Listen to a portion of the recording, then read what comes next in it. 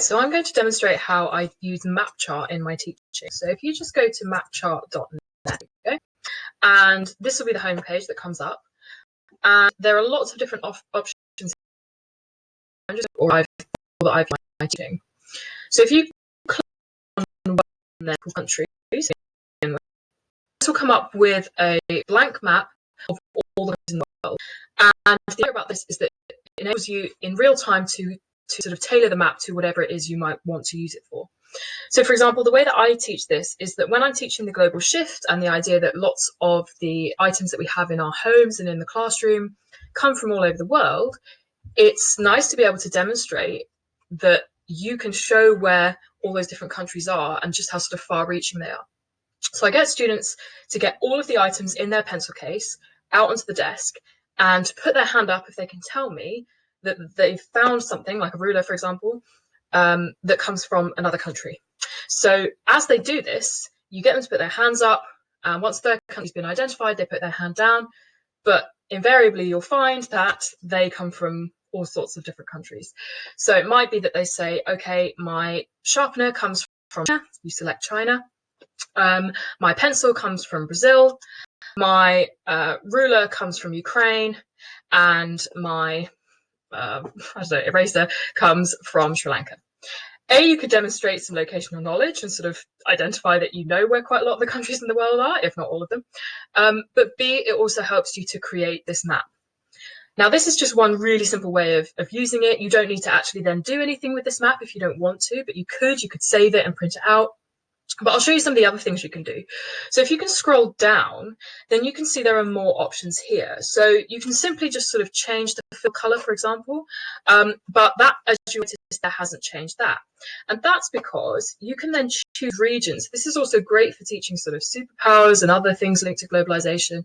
So if I now click the European Union, in fact, why don't we do it in blue? You will see a color region, ta-da, the European Union has appeared in blue there. You could do the same maybe with NATO, for example. Why don't we do that in purple, color region, etc., etc. So you can do that with as many as you want, but then you can also country names. That might be easier for them, especially if you're going to give them this map to then use later on. You can remove borders if you'd like to.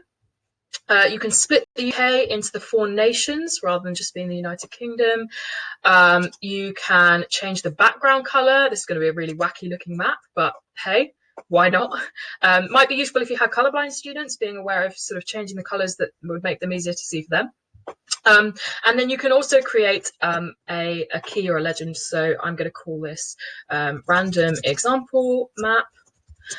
And let's just say this was pencil case, this was EU, this was NATO.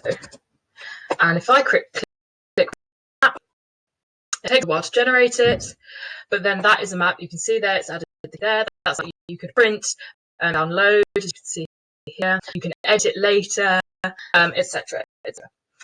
You can also, if you click on showcase here, so map, you can see examples that the website has created itself, so that could be really useful for other lessons. If you don't have time to create this, they're already there.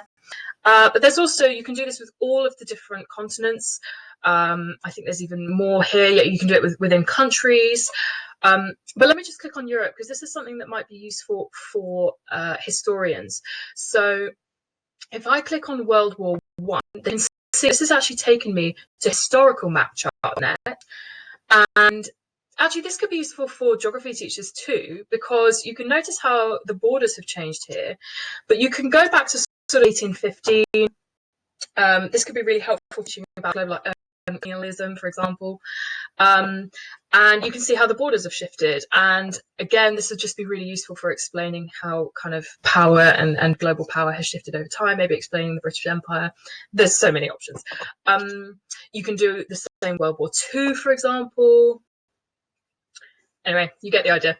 There are so many options, and I hope that by me showing you this, you may be able to find out some more options and show me. I hope that this will be useful for your teaching. If you do give this a go, let me know. I'd love to hear how it goes. And thank you for listening.